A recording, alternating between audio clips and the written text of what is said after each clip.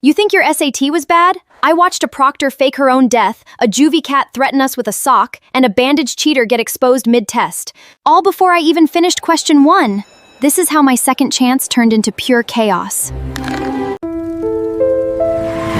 Hi, my name is Alora. 2 years ago, I got into a hover scooter crash that left me stuck in bed. So I missed the SAT. Now that my tail's finally healed, I'm taking it. But instead of a normal testing room at Clawbridge Academy, I get stuck with a bunch of retaker oddballs who are about to flip my 9 lives upside down. Proctor was an elderly calico with a voice box implant. So every word came out in this scratchy, squeaky meow that echoed off the neon pink walls. Alright, kittens. My name is Mrs. Pouncewell, and I'm only going to say this once because I don't repeat myself. If I catch anyone cheating or peeking at somebody else's test, Whiskers, help me. I'll make sure you fail so hard my face haunts your dreams for the rest of your lives. Got it. I gulped, my ears already flat with nerves, while the tortoiseshell sitting at the desk next to mine scoffed. She had a glittery bandage wrapped around her head like she'd been in some kind of catfight, but she still managed to look terrifying. When she noticed me staring, she gave me the nastiest hiss ever. Her name was Rixa. I quickly looked away. But right then, a tall, cinnamon-furred Tom knocked on the door. He looked about a year older than me. His name was Tavio. I'm so sorry I'm late, ma'am. Please let me in. Mrs. Pouncewell scanned him up and down, then gave an annoyed flick of her tail for him to come in. He took the seat right behind me. That's when Rixa started whisper hissing at him. I quickly figured out they were mates, except apparently she'd dumped him on the walk here over some random argument. Then Rixa caught me listening and raised an eyebrow. Want some catnip popcorn? Just then, Mrs. Pouncewell started passing out the exam scrolls when a nerdy-looking Siamese with huge round glasses suddenly freaked out. Oh my whiskers. Oh my whiskers. This section wasn't in the study guide. How could you include this? This isn't right. Her name was Elowen, and she was the kind of genius who'd skipped 3 grades, which made her the youngest one here. So what do you want me to do? Cry about it? Do you know how to solve it or not? Yes, I studied it. I memorized the book from cover to cover. I'm just stating a fact. This is a mistake. Well, here's another fact for you. I can kick you out if you don't shut it. Now everyone, flip your scrolls over and start writing. We all started writing. And honestly, the questions felt impossible because I couldn't stop feeling nervous. I had to pass. Not just for me, but for my little sister, Saffie. After we lost our parents in the Great Catnip Fire, the 2 of us had to move in with our aunt and her jerk Tom. And if I passed, I could finally study veterinary tech, get a real job, and make enough tuna to move out with Saffie. But 5 minutes in, we all heard whispering. It was coming from Rixa. First, I thought she was talking to herself. Then I realized she had a tiny earbud hidden under the bandage wrapped around her head. She was so focused on cheating that she didn't even notice Mrs. Pouncewell standing right over her. Mrs. Pouncewell tapped her paw and held it out. Rixa slowly took out the earbud and dropped it into her palm, looking totally defeated. Then Mrs. Pouncewell put the earbud up to her own ear. We could all hear the Tom on the other end yowling, "Give it back to her, you psycho old cat." She paid me for those answers. Apparently, Rixa had paid someone to feed her the answers during the exam. And judging by the way they were yowling at Mrs. Pouncewell, they already knew her from other students who tried the same thing. But Mrs. Pouncewell didn't back down. She just kept arguing and hissing until suddenly she started coughing hard. Then she clutched her chest, stumbled backwards, and started waving her paw like she was trying to say something. The whole room froze. Mrs. Pouncewell's eyes went wide. She took one deep shaky breath and whispered, "I should have retired in 1998. Then she collapsed to the floor. For a second, nobody moved. Then we all rushed over and gathered around her. "Do you think she's dead?" "You killed her, Rixa." "How is that my fault?" "She is the one who started screaming at a stranger through an earbud." Elowen leaned down, checked Mrs. Pouncewell's breathing, and gasped. "Oh my whiskers. She's dead. She's actually dead. We have to report this immediately." Then she jumped up and ran toward the door. But before she could leave, a short, muscular Maine Coon grabbed her wrist and stopped her. "Let go of me. Mrs. Pouncewell is dead." Well, when the cat's away, the mice will play." We all looked confused. "It means geniuses, we move her out of the way, finish the exam together, then report it." Understood. I had noticed him earlier. His name was Briscoe, and he was from juvenile detention. His wrist had been cuffed to the desk, but somehow he'd gotten himself free. Now he was standing there like he owned the room. But that's unethical. Briscoe stepped so close to me that our whiskers almost touched. Do I look like I care? We all looked at each other while Elowen kept protesting. Does anyone here know how to answer all the questions besides this little genius? Nobody said a word. Apparently, we were all struggling. My poor writing is real pretty if that counts. Then Rixa batted her eyelashes at Briscoe. She was obviously flirting. And the worst part was he didn't seem to hate it. He even winked back before suddenly remembering he was supposed to be terrifying. Great. I was about 2 seconds away from making Elowen disappear too. But now we actually need her. Everyone stared at him in horror, but he just rolled his eyes. Relax. I'm joking. Mostly. Then he pointed at Tavio. Hey, skyscraper. Help me move Mrs. Pouncewell. Then we're finishing this stupid exam. Rixa actually liked the idea and shoved Tavio forward to help.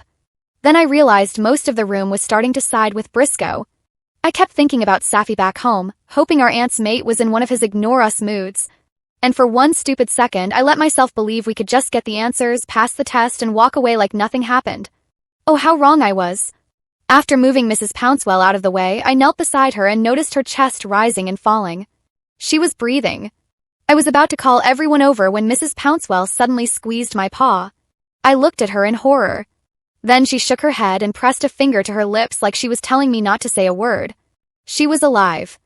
But for some reason, she didn't want anyone to know. But why? I was so shocked. I had no idea what to do. Then I heard Briscoe calling my name. We all grabbed our papers and gathered around Elowen. She sat there with her arms crossed, turning her head away like a dramatic kitten. Cheating is illegal, unethical, and statistically one of the dumbest group decisions you can make in a room with a corpse. We all started begging her, but she wouldn't budge. Even when Kat started offering her bribes, she still refused. I have a Meow2 page with 300,000 followers. I can mention you in one of my posts and boom, you'll be famous. I do stand up at the scratching post downtown. I can get you free tuna lattes and salmon croissants for the rest of the school year. My uncle is rich and he'll pay for your entire education. Then it was my turn and everyone looked at me like I was supposed to offer something. Even Elowen looked at me waiting. I have a Claw Donald's coupon for a free small sardine fries, but only if you buy a tuna burger. Wow, cats are poor like this in real life. I thought that was just something they did for views. But then Elowen's face softened for half a second before she quickly looked away like it never happened. Briscoe groaned and started looking around the room. Fine. If little Miss Smarty Paws won't help, we'll make sure she doesn't go anywhere until she changes her mind. Briscoe grabbed a bunch of loose charger cords from someone's backpack. Clearly trying to tie Elowen up, but they were too short. Then he looked at Tavio. You, ostrich legs, got anything useful on you? I mean, I have these compression socks. Tavio took off one of the longest, ugliest socks I had ever seen. And the second it came off, the whole room gagged. Dude, have you been wearing that thing since the catnip quarantine? I walk a lot. Okay. Briscoe snatched the sock from him, but when he flipped it inside out, a bunch of tiny folded papers spilled onto the floor. The room went silent. Tavio froze and Rixa slowly smiled. Wow, at least I used my actual head to cheat. Used your sweaty paws. I picked up one of the tiny papers and squinted at it. Tavio, this is 11th grade biology. And this one says, the mitochondria is the powerhouse of the cell. It felt important. All right.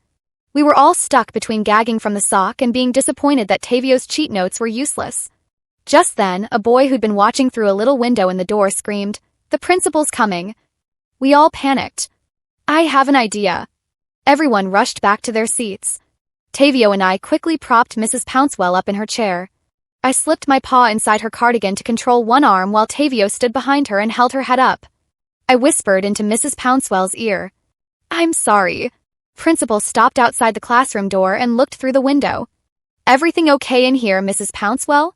Tavio made Mrs. Pouncewell nod, and I gave the thumbs up with my paw, but of course Elowen couldn't control herself. Maybe we should come in and check on her. Briscoe shot her a look and punched his fist into his palm. Elowen immediately shut up. Principal squinted at Mrs. Pouncewell. You all right, Mrs. Pouncewell? You look beat. Is that voice box giving you trouble again? Want me to call the nurse, or should I just smack it a little? Tavio quickly shook Mrs. Pouncewell's head. Principal seemed convinced and started walking away. Well, I'm just a meow call away if you need me. Then he left. That's when we all remembered Mrs. Pouncewell had a phone and we could use it to look up the answers. Tavio searched Mrs. Pouncewell's pockets and found an ancient Meowkia phone. So much for looking up the answers. We all looked defeated until Tavio suddenly remembered Rixa's cheating guy.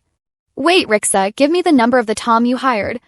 How am I supposed to remember that? I don't know. Check your paws, your ankles, the bottom of your shoes. You know, all the places you hide Tom's numbers from me. Oh, so now we're sharing secrets. Great. Why don't we tell everyone how you're a failed comedian and I'm the one who pays for everything? Yeah, man. How come you haven't said one funny thing since we got here? Because it's not exactly the time or place. A comedian is a comedian. Time and place shouldn't matter. Okay, then. You're still a criminal, so I guess that checks out. Briscoe's face changed. He looked like he was about to swing at Tavio, but I quickly stepped between them. That's when I noticed a number written on Rixa's leg, half hidden under her knee sock. I crouched down, pulling her sock lower, and there it was, the number we needed. Wow, a sock secret that actually helps. Take notes, Tavio. Wait, it's missing the last digit. Apparently the last number had rubbed off, so we had no choice but to call the number over and over, changing the final digit each time. We tried 7 times. On the 7th call, a little kitten answered and whispered, "Mommy, I peed in the litter drawer again." Then the phone died. Great. Just great. Just then, Rixa noticed Elowen sneaking toward the door. She was about an inch away from opening it when suddenly a pocket claw knife flew across the room and stabbed into the door inches from her paw. Next one lands closer. Elowen froze, then slowly looked around, panicking. Oh, my whiskers. He's insane. Briscoe scanned the room, then looked straight at me. You coupon girl. You seem like the most rational in here. Take little Einstein and sit in the corner with her. You've got 3 minutes to talk some sense into her. If you fail, I handle it my way. I dragged Elowen to the back corner while everyone stared at me with pleading eyes, silently begging me to convince her. I know cheating is bad, but sometimes cats do the wrong thing for the right reason. And what good reason is there for a bunch of lazy idiots to pass this easily while I studied my tail off? And by the way, I know you, Alora. You're the girl who got into that hover scooter accident and was in a coma for months. My stomach dropped. I know that because I'm interested in accidents and tragic events. Yes, I know that's a weird hobby. Anyway, I followed your case and I heard a bunch of rumors around town. But there's one thing I know for sure. You're not less smart than me. You might even be smarter. So why are you acting like this? For a second, I was too stunned to speak. She knew all along. Then why didn't you tell everyone? Because I do the right thing for the right reason, Alora. Look, then you probably know about my family situation too. I'm stressed. I'm nervous. I can't think clearly. I need to pass for Saffie. You know her. She was in your class once. Oh, come on, Elo. Elowen stared at me for a long moment. Her eyes started to tear up, and I was just about to thank her when she spoke first. I'm sorry, Alora. I can't help you. You're the genius one here. Figure it out. I have never hated being a genius more than I do right now. I didn't realize how loudly I'd said it until I slowly turned around and found everyone staring at me. Oh, catnip. For one stupid second, I thought Briscoe was about to force me to answer the whole exam right there. Somehow, what he did next was even worse. He made everyone form a circle like we were in some kind of group therapy session. Today, we gather to share why we need to pass this exam so Alora can stop panicking and start answering. Since Tavio is a comedian, I'm assuming he doesn't have real problems. So Rixa, sugar, come on. The mic is yours. Thank you, sweetie. Well, sometimes I put on really expensive concealer and my under eyes still look gray, and honestly that can ruin my entire day. What does that have to do with, you know what? Forget it. Thank you for sharing. Elowen, you're up. Well, all of this. Everyone counting on me. Everyone expecting so much from me. Just like my parents who threw me into advanced classes and competitions like I was just some tool to make their dreams come true. What about me, Mom? Do you ever wonder if I'm happy, Dad? Do you? Do you? The whole room went silent. Geez. Well, you might think I'm tough because of how I look, and I am, but I get stressed too. I got sent to juvie for a few tiny unarmed robberies. And now I've been digging an escape tunnel through my cell floor with an old dusty spoon. My 2 prison buddies are digging right now, but they don't get along. They could kill each other any second, so yeah, I really need to pass. Ah, poor thing. Then Rixa started patting his shoulder. Wait, what does any of that have to do with the SAT? No offense, but if your logic is as slow as that spoon, no wonder you're still in jail. Oh, so now you're trying to be funny, Whiskers? Khalifa, why do you keep insulting my looks? Or are you just insecure about being short and taking it out on attractive tall toms like me? Rixa scoffed while Briscoe's face went red. He stood up looking ready to knock Tavio out, but I couldn't handle any more chaos. So I blurted the first thing that came to mind. I have to pee. Like aggressively right now. Briscoe looked annoyed. Then he said he was coming with me because apparently he didn't trust my stress attack and thought I might run away or report them. I don't think that's a good idea, Briscoe. Cats might recognize you in those clothes. Plus, Elowen needs serious guarding. Maybe send Tavio with her instead. He'll make sure she doesn't do anything stupid, especially since he's the one who needs to pass this exam the most. His dad gave him an ultimatum. If he doesn't pass, he gets kicked out. Briscoe looked convinced for a second. No, I'm not going. Also, I'm very tall and memorable. Remember, cats are definitely going to notice me going to the bathroom with her. Then switch clothes with her. Take Elowen's glasses and Rixa's extensions. Disguise yourself. I don't know what level of desperate you cats are on, but I'm not putting on extensions and pretending to be her. Tavio kept protesting, but Briscoe and everyone else weren't having it. So they circled a few desks around us for cover and Tavio and I switched clothes. If I looked ridiculous in his oversized clothes, Tavio looked hilarious in mine. Dude, I bet this is the first time you've made anyone laugh without even trying. Tavio and I tiptoed out of the classroom. When we got to the girls' bathroom, every stall was clogged, so we had no choice but to sneak into the boys' bathroom instead, looking like the weirdest she-cats alive. Tavio squeezed into a stall with me and immediately started begging. Please, I just want to get out of this insane place. Just give me the answers now. I brought my exam scroll with me. I'll go back, write them down, and leave. I'll do it on one condition. You have to like and subscribe to Cats&AI. I already did, Alora. And you should too, because what I'm about to tell you is crazy, even for Cats&AI. Oh, okay, pause. Yes, you. The amazing cat watching this with your ears perked and tail swishing. I see you're the reason we get to make wild stories like this instead of doing math homework. So if you're enjoying Alora's disaster of an SAT day, smash that subscribe button and follow Cats&AI. Tells the algorithm you're a cat of culture, and it tells me I should drop everything and write part 2. Plus, if we hit 100k subs, I'll animate Briscoe digging his escape tunnel with a spoon deal? Cool, you're the best. Now back to the chaos. He looked really desperate. And for once, he wasn't trying to be funny. Rixa was the one who made me hide those cheat notes in my socks. And now she's been humiliating me all day after everything I did for her. Even her page with those 300,000 followers. I helped with that. I paid for fake followers with money from my early inheritance. I gave her everything and it's still never enough. She's greedy, manipulative, and she knows exactly how to make me feel worthless. So why didn't you leave her sooner? Tavio looked down. Because she said she was pregnant, and I'm not the kind of Tom who dumps his mate when things get hard. But after today, choosing some criminal over me and making fun of me in front of everyone, that's a new low. I thought I could wait until she got into college, but I can't do this anymore. Oh, I looked at Tavio. He seemed sincere. And honestly, I had no reason not to believe him. Then why risk cheating on the SAT? I did study, just not enough. I've been working long shifts trying to save up in case my dad actually kicks me out. For a second, I just stared at him. Maybe helping him was wrong. But he didn't seem lazy. He seemed trapped. So I took the exam scroll from him and started writing the answers to the first question. But then my paw stopped. Maybe it's too tight in here. I'll wait outside, but don't take long. They might get suspicious. Also, this is easily the least romantic bathroom stall moment of my life. He slipped out of the stall, leaving me alone with the test. I looked down at the next question. It was an old poem called The Road Not Taken about someone standing between two paths knowing one choice could change everything. Question asked what the roads represented.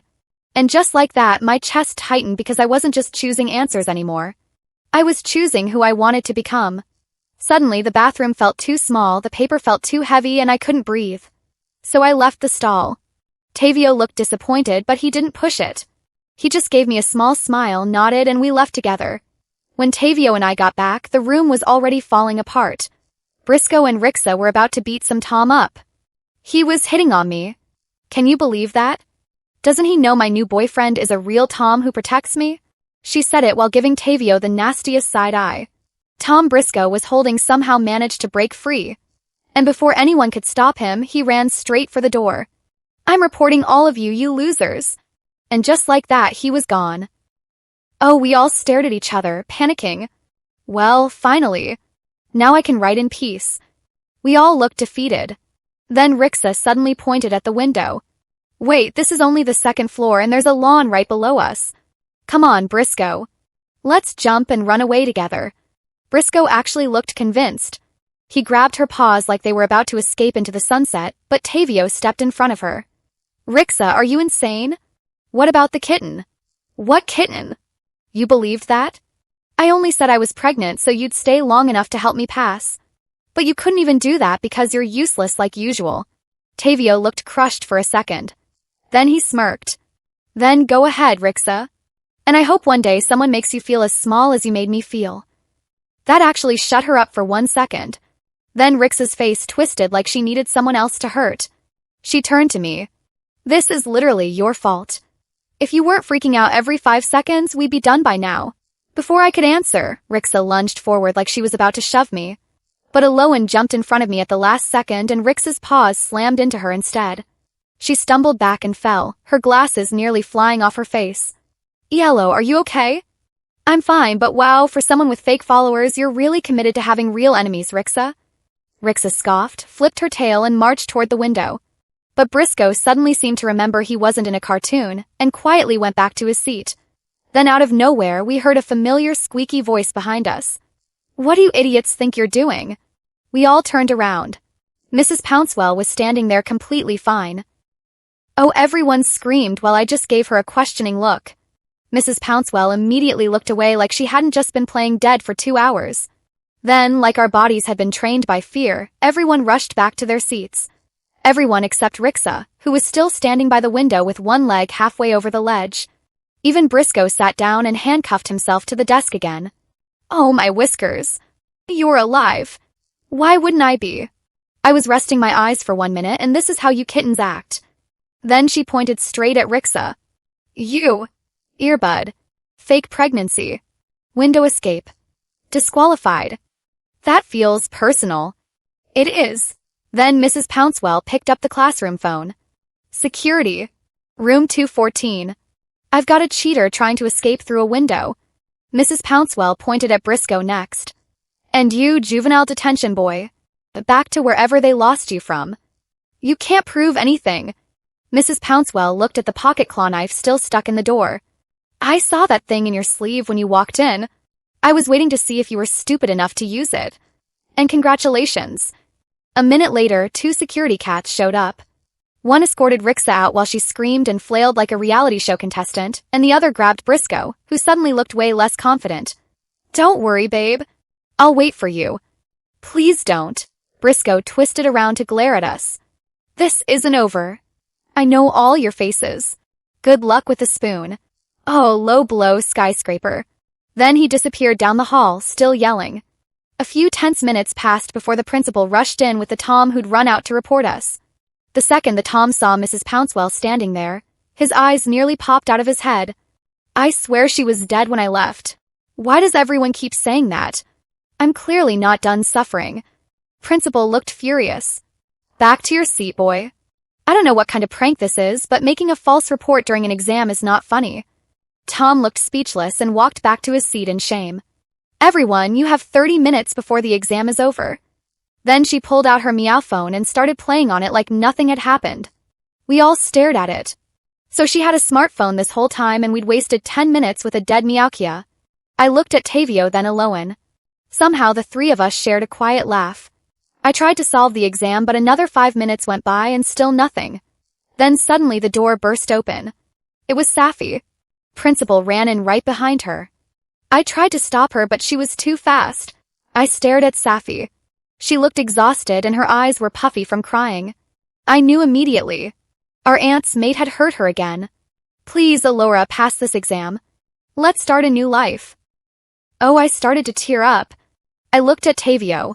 He gave me a small, encouraging smile. Then I looked at Elowen and she nodded like she already knew I could do it. I picked up my pencil and looked back at the questions. And for the first time all day, they started to make sense. So I started writing. A while later, the exam was over. And somehow I had answered every single question. Elowen had finished too. And she looked absolutely ecstatic. Well, I answered a few questions, so paws crossed. I smiled at Tavio. Yeah, keep hoping. You kittens thought I was just some old cat and cheating would be easy, huh? Oh, joke's on you.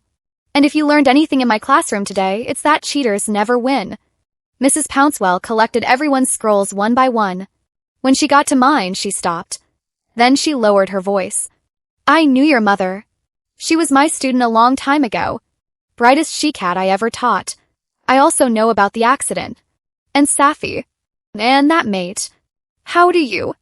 I'm old and I live in a small town. I know everything. I've been doing this job for 40 years. I know what a smart kit looks like when they're drowning in their own head.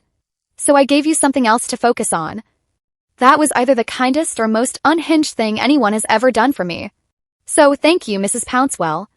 Mrs. Pouncewell quickly looked around to make sure no one had heard us. Then she gave me the tiniest warm smile. Honestly, I didn't even know her face could do that. Now everybody get out. I need my new nap. Feels like I haven't slept in a week. I handed her my exam scroll, then walked out to my sister. I held Saffie's paw and together we left with the biggest smiles on our faces. For the first time in a long time, the future actually felt possible. The end.